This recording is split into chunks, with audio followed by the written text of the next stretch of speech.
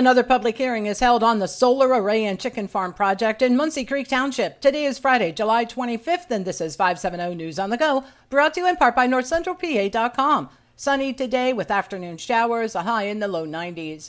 The Sun Gazette reports it was once again a packed house for a conditional use hearing for a solar array project and concentrated animal feeding operation in Muncy Creek Township.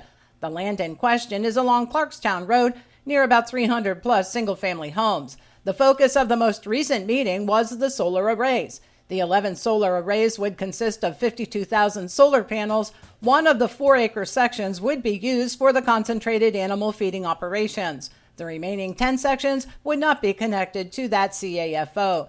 Testimony was largely concentrated on noise level assumptions and glare from the solar farm. The next hearing will be strictly for the CAFO and will take place August 4th at 7 p.m. at the Muncy Area Volunteer Fire Company. A continued conditional use hearing for the solar farm will be held August 20th, the same time and place.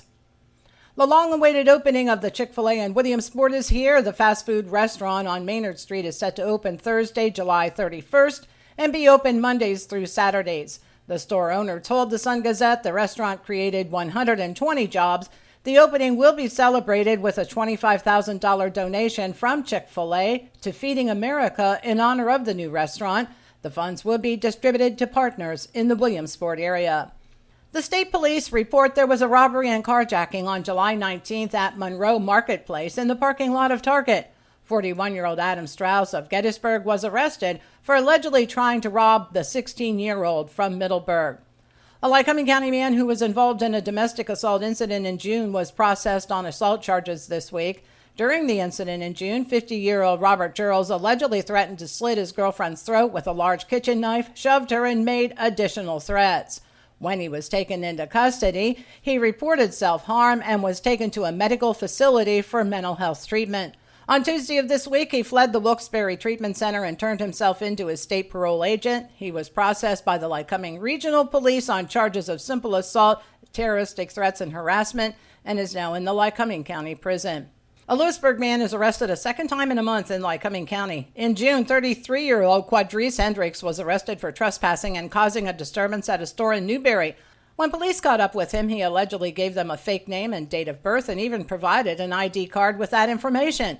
Then at the beginning of this month, he was arrested on charges he repeatedly called 911 for non-emergencies in a 10-minute period. He was also charged with taunting a police dog because while in a police cruiser with the dog, he kept barking at it.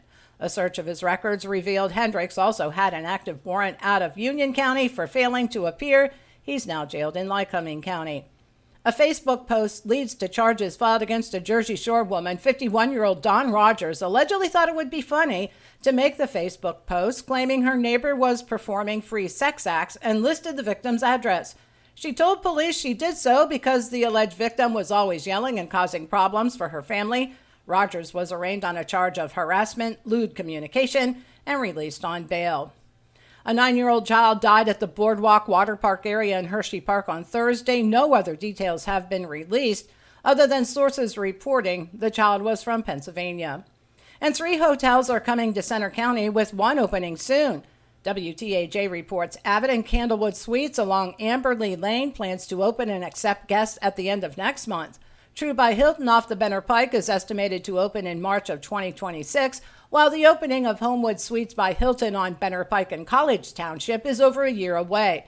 The Benner Pike area is already seeing an economic boost from other upcoming projects.